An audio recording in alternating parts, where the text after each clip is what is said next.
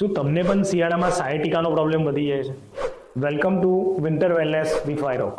હવે સાયટિકાનો શિયાળામાં પ્રોબ્લેમ વધવાનું મુખ્ય કારણ એટલે કે બ્લડ સર્ક્યુલેશન મસલમાં ઓછું થવું, એટલે મસલ સ્ટીફનેસ વધે, નર્વની સેન્સિટિવિટી વધુ હોય શિયાળામાં, પ્લસ બ્લડ સર્ક્યુલેશન નર્વની આજુબાજુ ઓછું હોય, જેના કારણે આપણને સાયટિકાના સિમ્પટમ્સ વધતા હોય છે.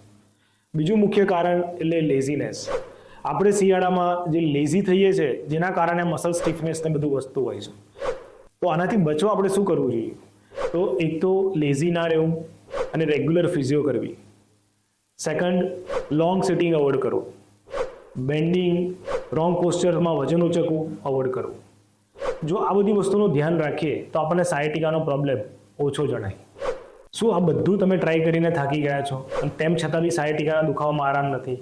1 થી 2 મહિના થઈ ગયા છે, પગમાં ટિંગલિંગ અને નમનેસ થાય છે, વોશરૂમ જવામાં તકલીફ પડે છે, પગમાં વીકનેસ જણાય છે, ચાલવામાં તકલીફ પડે છે, તો પછી તમારે નજીકમાં તમારા સ્પાઇન સ્પેશિયાલિસ્ટને કન્સલ્ટ કરવું જોઈએ. વધુ ગાઈડન્સ માટે ફોલો કરો વિન્ટર વેલનેસ વિથ વાયરોક.